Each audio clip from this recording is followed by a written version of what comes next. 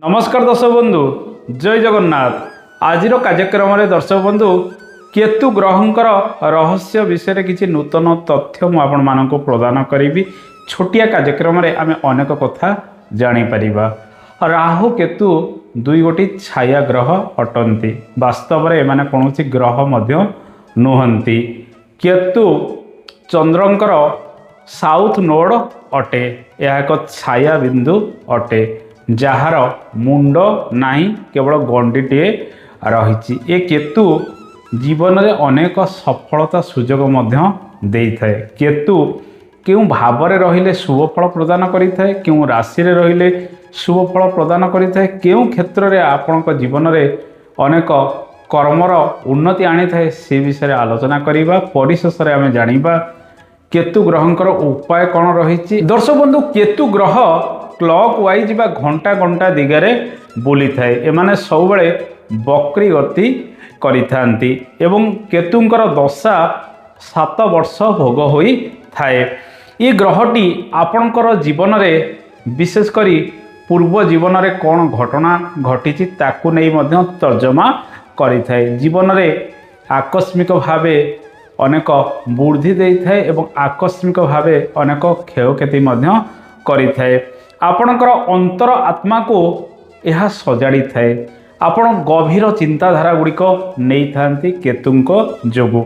केतु आपण को deep research बा अनेक गवेषणा रे मध्य पकाई थाए। आपण गोटे कथा को तर्जमा करिथांती, भल भाबरे गवेषणा करिथांती एवं इन्वेस्टिगेशन मध्य केतुंको द्वारा करिथांती, जहा फल रे गोटे व्यक्ति साइंटिस्ट होइथाए एवं विभिन्न मेडिकल क्षेत्र में मध्य गोटे व्यक्ति सफलता पाई थाए। जो माने सर्जन होइथांती से माने केतुंको द्वारा मध्य अनेक समय प्रभावित होइथांती, मंगलंक द्वारा मध्य अनेक समय प्रभावित मध्य होइथांती। पुरातन तत्व ठार आरंभ करी विभिन्न जिनिस खोजा खोजी रे केतु आपनको सफलता देइथाए।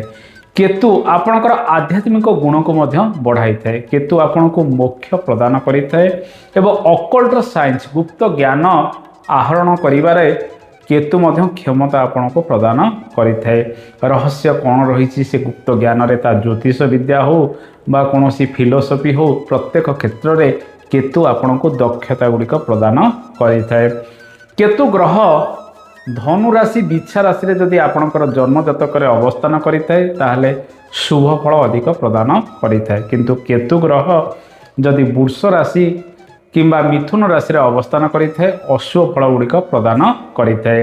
दर्शक बंधु जन्म जातकर नवम भाव में केतुंकर अवस्थान किंबा द्वादश भाव में जदि केतुंकर अवस्थान रही थाए, बिछा राशि किंबा धनु राशि रे जदि आपणकर जन्म जातक केतु अवस्थान करिथांती कोठी ना कोठी आपणक पाखरे सुपर न्याचुरल पावर किछि रही जहाको ईश्वर आपको देइचंती। ताकू जदि यूटिलाइज करेंगे आपण कोठी ना कोठी से बेनिफिट पाइबे। ता अर्थ सुपर पावर किछि आपणक पाखरे गुप्त भाव में रही ताकू आपण तर्जमा करंतु, ताकू बाहर को आनिया पई चेष्टा करंतु। दिने ना दिने से आपण सफल हेबे।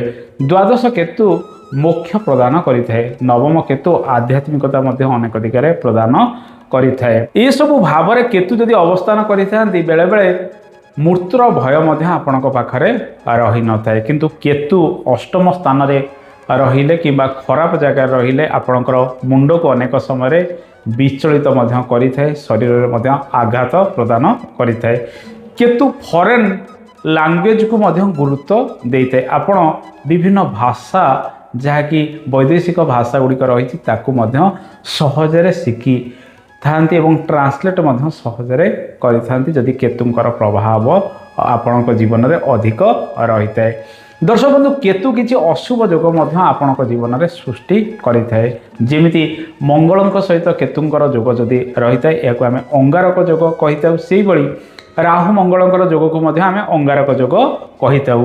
केतुंक सहित चंद्रंकर जोग को आमे ग्रहण जोग मध्य कहिताउ। ये जोग फल रे व्यक्ति मानसिक अस्थिरता अनेक समय पाई थाए एवं अंगारक जोग फल रे व्यक्ति जीवन में बेले बेले वाद विवाद कली झगड़ा लगी रही संभावना बढ़ी थाए। दर्शक बंधु केतु शुभ स्थान में रहिले आपको शुभ फल प्रदान करिथाए, अशुभ स्थान में रहिले अशुभ फल गुड़िक प्रदान करिथाए। केतु मंगलंक परि ଫଳ ଦେଇଥାଏ। ତେଣୁ ମଙ୍ଗଳଙ୍କ ରାଶିରେ କେତୁଙ୍କର ଅବସ୍ଥାନ ଶୁଭ ଫଳ ଦେଇଥାଏ। ବିଶେଷ କରି ମେଷ ରାଶି ହେଉ କିମ୍ବା ବିଛା ରାଶି ହେଉ, ବୃହସ୍ପତିଙ୍କ ରାଶିରେ ଏବଂ ରବିଙ୍କ ରାଶିରେ କେତୁ ମଧ୍ୟ ଶୁଭ ଫଳ ପ୍ରଦାନ କରିଥାଏ। ରବିଙ୍କ ରାଶି ସିଂହ ଏବଂ ବୃହସ୍ପତିଙ୍କର ରାଶି ଧନୁ ଏବଂ ମୀନରେ ମଧ୍ୟ କେତୁ ଶୁଭ ଫଳ ପ୍ରଦାନ କରିଥାଏ। କେତୁ ଗୋଟେ ରାଶିରେ 1.5 ବର୍ଷ ପର୍ଯ୍ୟନ୍ତ ରହିଥାନ୍ତି ବା 18 ମାସ ପର୍ଯ୍ୟନ୍ତ ଗୋଟେ ରାଶିରେ ଭ୍ରମଣ କରିଥାନ୍ତି। କେତୁ ଯେଉଁଠି ରହିଥାନ୍ତି ତାର ସପ୍ତମରେ ସବୁବେଳେ ରାହୁ ଗମନ କରୁଥାଏ ବା ଭ୍ରମଣ କରୁଥାଏ। ଏମାନେ ପରସ୍ପର ମଧ୍ୟରେ 180 ଡିଗ୍ରୀରେ ସର୍ବଦା ରହିଥାନ୍ତି। ଦର୍ଶକ ବନ୍ଧୁ, କେତୁ ଯଦି ଅଶୁଭରେ ରହିଥାଏ ଆପଣଙ୍କ ଜୀବନରେ ଭିନ୍ନ ଭିନ୍ନ ସମସ୍ୟା ଆସିଥାଏ। ଆପଣଙ୍କର ମୁଣ୍ଡ ବେଳେବେଳେ ଭାରାକ୍ରାନ୍ତ ହୋଇଥାଏ, ଶରୀରରେ ବେଳେବେଳେ ଆଘାତ ହୋଇଥାଏ, ଆପଣ ବେଳେବେଳେ ଭୟଭୀତ ମଧ୍ୟ ବିଭିନ୍ନ ଘଟଣା ଦୁର୍ଘଟଣାକୁ ନେଇ ହୋଇଥାନ୍ତି। ପ୍ରତିକାର ଗୁଡ଼ିକ କ'ଣ କରିବେ? ପ୍ରତ୍ୟେକ ଦିନ ଆପଣ ବୁଲା କୁକୁରକୁ ରୁଟି ଖାଇବାକୁ ଦିଅନ୍ତୁ, ଶୁଭ ଫଳ ପ୍ରାପ୍ତି ହେବ। ବଗିଚା ଯଦି ଆପଣଙ୍କର ରହିଛି ଖାଲି ପାଦରେ ଟିକେ ଚଲାଚଲି କରନ୍ତୁ, ଶୁଭ ଫଳ ଆପଣଙ୍କୁ ମିଳିବ। ଶ୍ରୀ ଗଣେଶଙ୍କର ଉପାସନା କରନ୍ତୁ, ଶୁଭ ଫଳ ଆପଣଙ୍କୁ ମିଳିବ। ପ୍ରତ୍ୟେକ ଦିନ ଯୋଗ ପ୍ରାଣାୟାମ କରନ୍ତୁ, ଶୁଭ ଫଳ ଆପଣଙ୍କୁ ମିଳିବ। ଏବଂ କେଶରର ତିଳକ ମଧ୍ୟ ଲଗାନ୍ତୁ, ଶୁଭ ଫଳ ମିଳିବ। ଶୀତ ଦିନେ କମ୍ବଳ ଦାନ କରନ୍ତୁ, ଶୁଭ ଫଳ ମିଳିବ। କମ୍ବଳ 2 ଗୋଟି କଲର ରହିଲେ ଅଧିକ ଶୁଭ। କଳା ଧଳା ଯଦି ମିଶା କଲର ରହିଛି ତାହେଲେ ଏହା କେତୁଙ୍କର ମଧ୍ୟ ହୋଇଥାଏ। ଆପଣଙ୍କ ଜୀବନରେ ଶୁଭ ଫଳ ମଧ୍ୟ ମିଳିଥାଏ। ତେଣୁ ଦର୍ଶକ ବନ୍ଧୁ, କେତୁ ଏକ ରହସ୍ୟମୟ ଗ୍ରହ ଅଟେ। ଏସବୁ କ୍ଷେତ୍ରରେ ଆପଣଙ୍କୁ ସୁଯୋଗ ସଫଳତା ପ୍ରଦାନ କରିଥାଏ ଏବଂ ଟେକ୍ନୋଲୋଜିରେ କେତୁ ମଧ୍ୟ ଆପଣଙ୍କୁ ମାଷ୍ଟର କରିଥାଏ। ତେଣୁ କେତୁ ଗ୍ରହଙ୍କର ଶୁଭ ଫଳ ପାଇବାକୁ ହେଲେ ଏ ଉପାୟ ଗୁଡ଼ିକ କରନ୍ତୁ। ଆଶା କରେ କାର୍ଯ୍ୟକ୍ରମଟି ଆପଣଙ୍କୁ ଭଲ ଲାଗିଥିବ। କାର୍ଯ୍ୟକ୍ରମ ସମ୍ପର୍କରେ ମତାମତ ଦେବେ। ଆଜି ତ ସମୟ ହେଇଯାଇଛି, ଆଜି ପାଇଁ ଏତିକି। ନମସ୍କାର, ଜୟ ଜଗନ୍ନାଥ, ଧନ୍ୟବାଦ।